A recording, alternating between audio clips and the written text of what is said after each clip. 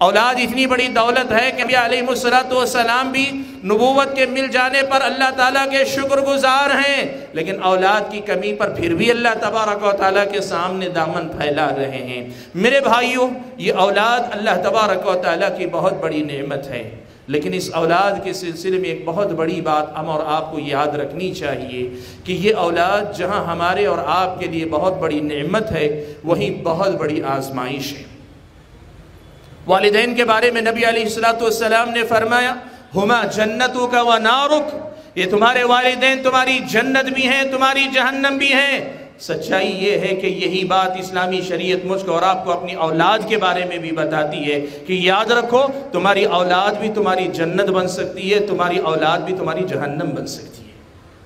ہم نے اپنی والدین کو تو وہ درجہ دیا کہ ہم نے کہا کہ یہ ہماری جنت بھی ہو سکتے ہیں، جہنم بھی، لیکن اکثر و بیشتر ہم نے اس حقیقت کو بھلا دیا کہ ہماری اپنی اولاد بھی ہماری اپنی آزمائش کا ذریعہ ہے۔ قرآن مجید کی اس آیت میں جو میں نے آپ کے سامنے پڑھی، اللہ نے یہی تو کہا وَاعْلَمُوا، لوگو جان لو اَنَّمَا أَمْوَالُكُمْ وَأَوْلَادُكُمْ فِتْنَةٌ، کہ تمہارے مال اور تمہارے اولاد تمہارے لیے فتنہ ہیں، یہ تمہاری آزمائش ہیں۔ وَأَنَّ اللَّهَ عِنْدَهُ أَجْرٌ عَظِيمٌ، لیکن یہ بھی جان لو آزمائش میں کھرے اترے، پورے اترے، تم نے اگر اس آزمائش کے تقاضے کو پورا کیا، جو اجر اللہ کے پاس ملنے والا ہے وہ اجر بھی بہت بڑا ہے۔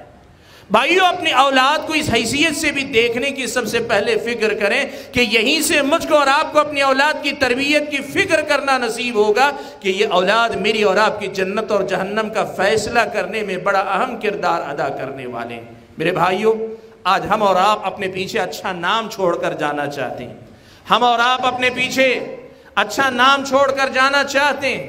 دنیا کا ہر آدمی عقل مند آدمی یہی کہتا ہے کہ نیک نامی کے لیے بڑے کارنامے انجام دینے سے زیادہ بڑا کارنامہ یہ ہے کہ نیک اور صالح اولاد چھوڑ کر جاؤ کہ جن کو دیکھ کر لوگ تمہیں یاد کریں، جن کی اچھائیوں پر لوگ تمہیں دعائیں دیں، جن کی خوبیوں کو دیکھ کر لوگ حوالہ دیں کہ یہ فلاں کی اولاد ہے، یہ فلاں کے گھرانے کا بچہ ہے یا بچی ہے، یہ فلاں کی کا بیٹا یہ بیٹی ہے، ایسی اولاد چھوڑ کر جاؤ۔ بھائیو،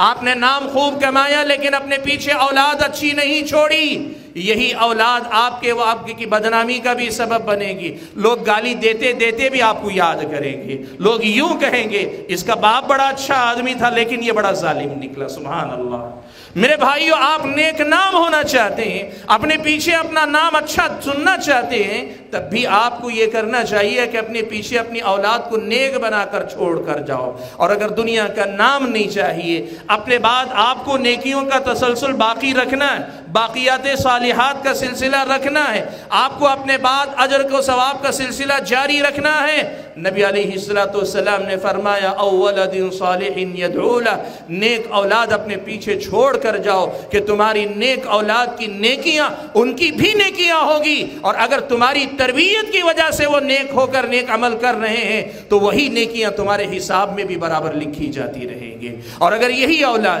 اللہ تعالیٰ کے سامنے اپنے ہاتھ اٹھائے گی، یہی اولاد اگر اللہ تعالیٰ کے سامنے اگر اپنا دامن پھیلا کر اپنے والدین کے لیے دعا کرے گی، اللہ تبارک و تعالیٰ آپ کے درجات بلند کرتے جائیں گے۔ نبی علیہ السلام فرماتے ہیں کہ جنتی کو جنت میں بھیجنے کے بعد، اس کے مستحق درجات دینے کے بعد بھی پھر اللہ تبارک و تعالیٰ اس کے درجات کو اور بلند فرمائیں گے۔ بندہ پوچھے گا کہ اللہ تعالیٰ حساب و کتاب تو پورا ہوا تھا، میرا جو درجہ بنتا تھا اللہ تعالیٰ آپ نے اپنے فضل و کرم سے دیا تھا، اب یہ مزید درجے کہاں سے بلند ہو رہے ہیں؟ نبی علیہ السلام نے فرمایا اللہ تعالیٰ کہیں گے یہ تمہارے پیچھے رہ جانے والی تمہاری اپنی نیک اولاد جو تمہارے حق میں دعا کر رہی، اس کے بدلے میں یہ تمہیں مزید درجات عطا کیے جا رہے ہیں۔